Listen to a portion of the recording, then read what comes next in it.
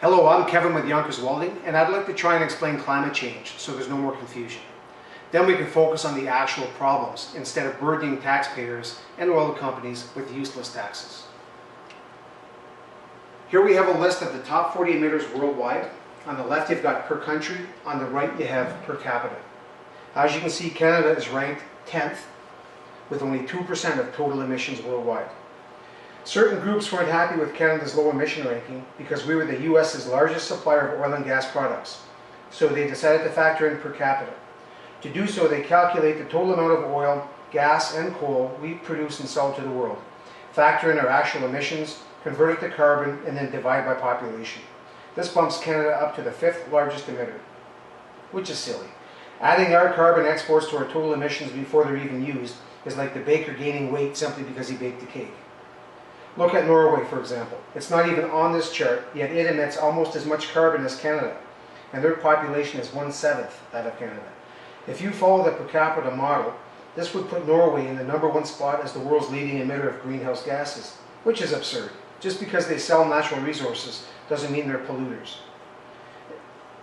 If you factor in the amount of CO2 that our Canadian forests scrub from the atmosphere each year, and subtract it from the small amount of CO2 we emit, we would actually be a negative CO2 emitter.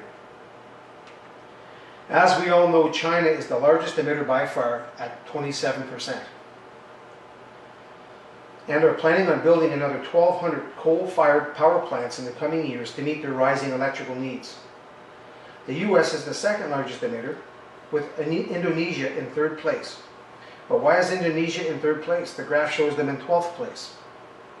Well, it's because they've clear-cut tens of millions of acres of forests and have set fire to valuable land, clearing it for farming. They lit peat bogs on fire that continue to burn, releasing CO2 into the atmosphere, and the fires can actually be seen from space. This leads me to my main point. CO2 levels really started to rise after the Second World War. There was a period of development where mankind started expanding. One side effect of this expansion is deforestation. Since then, mankind has clear-cut almost 60% of all forests on Earth to make room for a growing population. Now remember, trees convert CO2 to oxygen, and while doing so, each mature tree has the ability to scrub over 1 ton of CO2 and other pollutants each year. But when you cut them down, it takes between 40 and 200 years for most species seeds to regrow to maturity.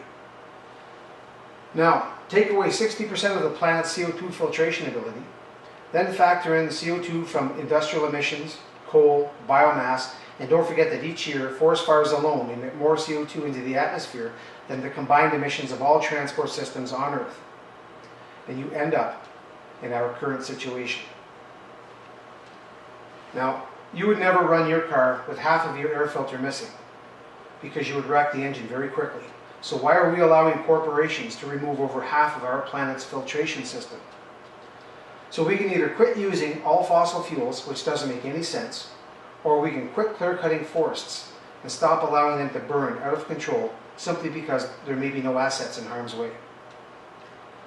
If our government is going to continue with a carbon tax, don't tax producers. Tax the emitters that purchase the refined product. Offer tax breaks for landowners who choose to keep their forested lands intact. And tax anyone who decides to clear forested land for urban use. Offer tax breaks for green companies that pursue the health of the planet.